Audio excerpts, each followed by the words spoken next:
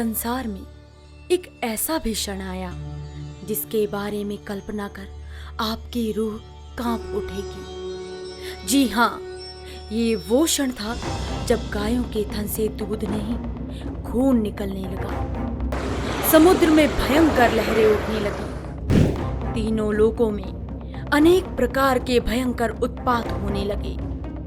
स्वर्ग, पृथ्वी, आकाश सभी कांपने लगे।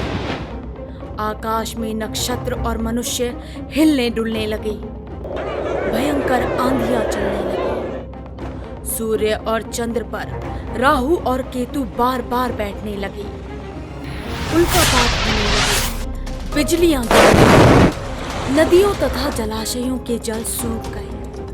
उल्लू, सियार आदि सभी रोने लगे। जी हाँ, ये वो क्षण था जब राक्षस हिरण्याक्ष और उसका बड़ा भाई हिरण्यकश्यप ने दिति के गर्भ से जुड़वा बच्चों के रूप में जन्म लिया।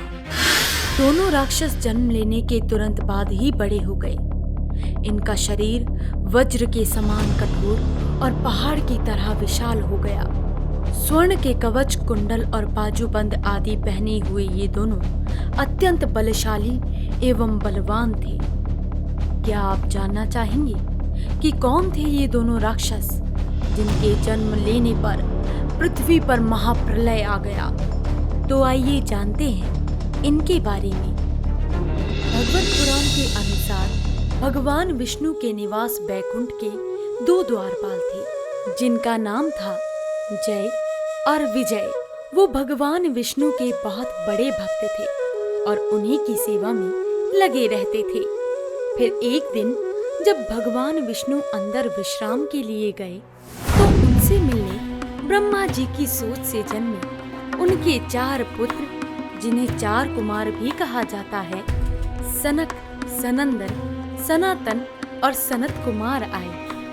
उन चारों ने अपने कठोर तप से आयु को वश में कर लिया था, जिससे वो दीर्घ आयु होने पर भी छोटे बालक की तरह दिखते थे।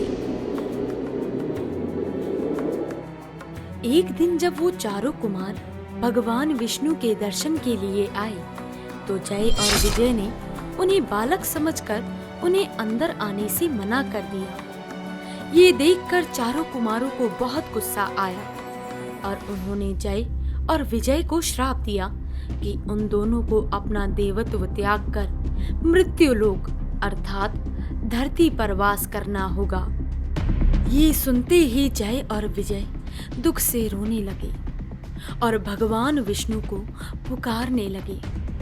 उन्होंने भगवान विष्णु से चारों कुमारों द्वारा दिए गए श्राप को लौटाने को कहा, जिस पर भगवान विष्णु बोले, मैं 4 कुमारों का श्राप तो नहीं लौटा सकता, लेकिन तुम्हें 2 विकल्प दे सकता हूँ कि या तो तुम धरती पर 7 जन्मों तक मेरे भक्त बनकर रहो या तो 3 जन्म मेरे दुश्मन बनकर। ये सुनते ही जय और विजय ने 3 जन्म भगवान विष्णु के शत्रु बनने का विकल्प चुना, ताकि उन्हें भगवान विष्णु से ज्यादा समय तक दूर ना रहना पड़े। विष्णु भगवान ने उनकी भक्ति देखकर उनका संहार करने का वचन दिया, जिसके पश्चात जय और विजय का धरती लोक पर जन्म हुआ। वो दोनों संसार में अजर अमर रहना चाहते थे, इसीलिए हिरण्याक्ष और हिरण्यकश्यप दोनों ने ही भगवान ब्रह्मा जी को प्रसन्न करने के लिए कठोर तप किया। इनकी कठोर तपस्या से ब्रह्मा जी ने प्रसन्न होकर इन्हें दर्शन दिए और इनसे वरदान मांगने को कहा। मैं तुम्हारी तपस्या से अति प्रसन्न हुआ, मांगो, क्या वर मांगना चाहते हो? हे ब्रह्मदेव, हमें वरदान दीजिए कि कोई भी युद्ध में हमें पराजित ना कर सके, ना ही कोई हमें मार सके। ब्रह्मा जी उन्हें वरदान देकर अपने लोक चले गए। ब्रह्मा जी से वरदान पाकर हिरण्याक्ष और भी अधिक उद्दंड और अहंकारी हो गया।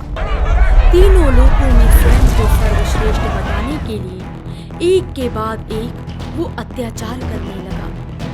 वो अपने घमंड में इतना चूर हो गया कि तीनों लोगों को जीतने निकल पड़ा, जिससे चारों ओर हाहाकार मच गया।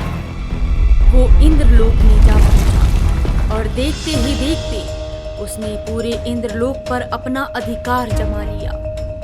इसके पश्चात राक्षस हिरण्याक्ष पाताल लोक पहुंचा और वरुण देव को युद्ध के लिए ललकारने लगा। हे वरुण देव, आपने जगत के संपूर्ण दैत्यों तथा दानवों पर विजय प्राप्त की है। मैं आपसे युद्ध की भिक्षा मांगता हूँ। आप मुझसे युद्ध करके अपने युद्ध कौशल का प्रमाण दें। हिरण्याक्ष की बातों पर वरुण देव को क्रोध तो बहुत आया, पर समय को देखते हुए उन्होंने हंसते हुए कहा, अरे भाई, अब लड़ने की चाह नहीं है और तुम जैसे बलशाली वीर से लड़ने के योग्य अब हम तो नहीं हैं। हो सकता है कि तुम महान योद्धा और शूरवीर हो, लेकिन भगवान विष्णु से अधिक शक्तिशाली नहीं हो। तीनों लोकों में भगवान विष्णु से अधिक शक्तिशाली कोई नहीं है, अतः उन्हीं के पास जाओ, वही तुम्हारे साथ युद्ध कर सकते हैं। वरुण देव की बात सुनकर उस दैत्य ने देवर्षि नारद के पास जाकर भगवान विष्णु का पता पूछा।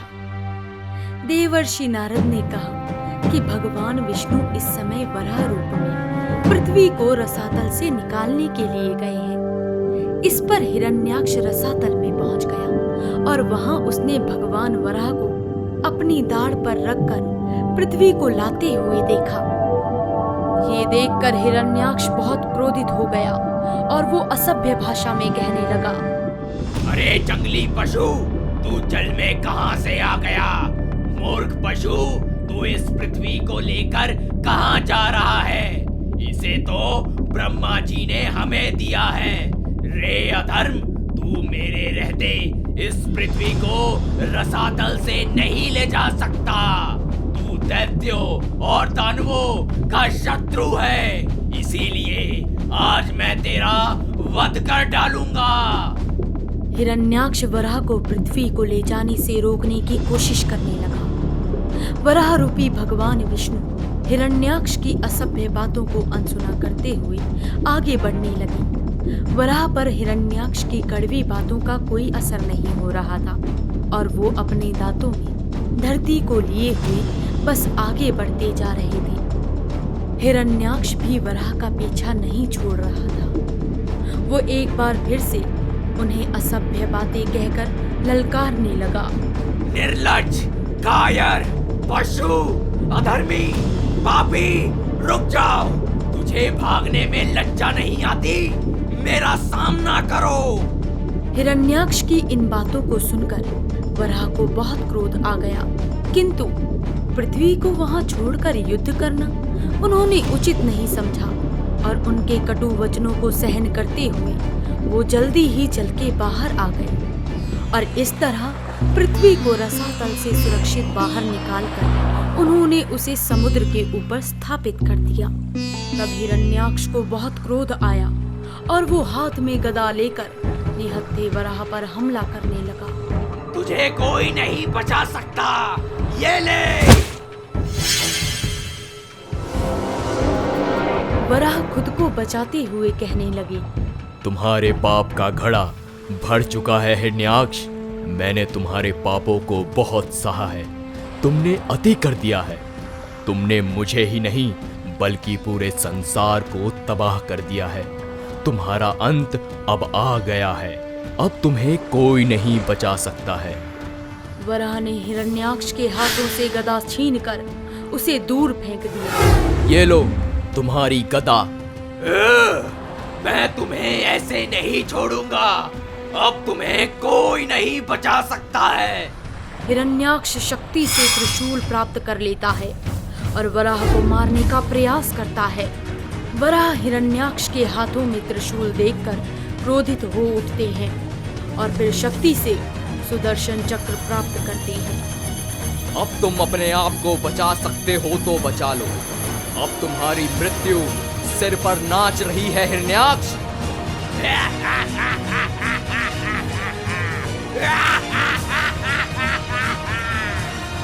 वराह सुदर्शन चक्र छोड़ते हैं और त्रिशूल के टुकड़े टुकड़े कर देते हैं।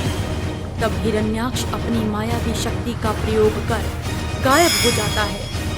वो कभी प्रकट हो जाता तो कभी छुप जाता, कभी जोरों से हंसता तो कभी डरावने शब्दों में रोने लगता, कभी हड्डियों की तो कभी खून की वर्षा करने लगता। भगवान वराह और हिरण्याक्ष के बीच भयंकर युद्ध आरंभ हुआ और अंत में भगवान वराह ने एक बार फिर से सुदर्शन चक्र छोड़कर हिरण्याक्ष का वध कर दिया। भगवान वराह के विजय प्राप्त करते ही ब्रह्मा जी सहित सभी देवता आकाश से फूलों की वर्षा कर उनकी स्तुति कर